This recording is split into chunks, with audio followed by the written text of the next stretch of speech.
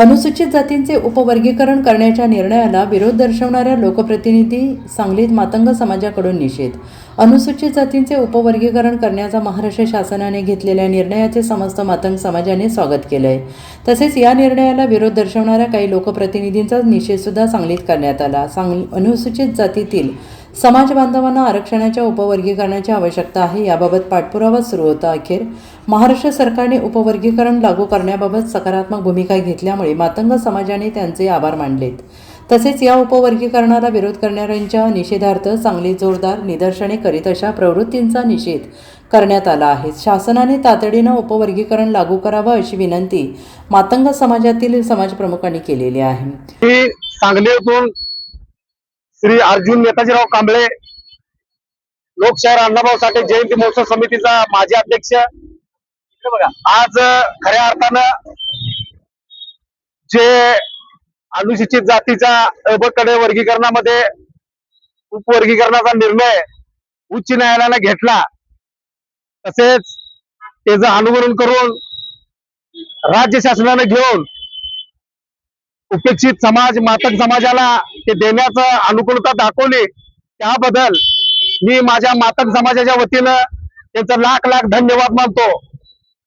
आज या समाजावर जो डाग आहे ते पुसण्याचं काम हे राज्य शासन करत आहे व त्यांना वेगळं आरक्षण देऊन उन्नतीच्या मार्गाला नेण्याचं काम करत आहे.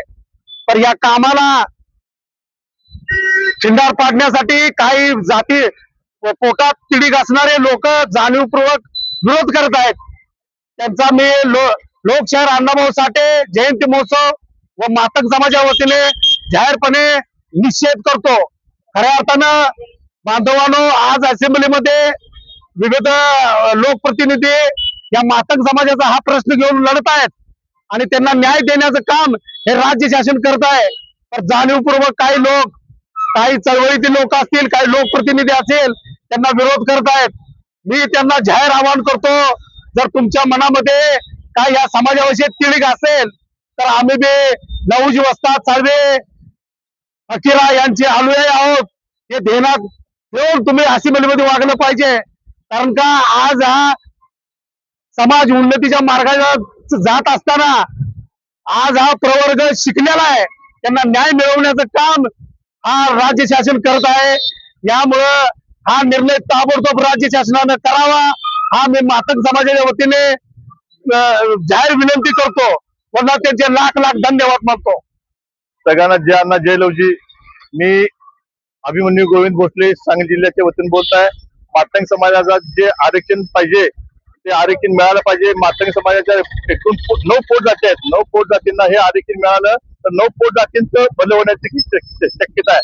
जर त्या 9 पोट जातीला जर कोणी विरोध करत असेल तर त्यांना मी संपूर्ण 9 आज ह्या थोडक्या प्रमाणात केले तर पुढल्या वेळात मोठ्या प्रमाणात आम्ही जिल्ह्यातील 9 समाजाच्या जातीतली उपजातीतले लोक एकत्र करून त्यांचा निषेध करू व त्यांना धडा शिकवू, एवढं मातंग समाजाच्या वतीनं बोलतोय. Bureau report SBN Marathi Sangli.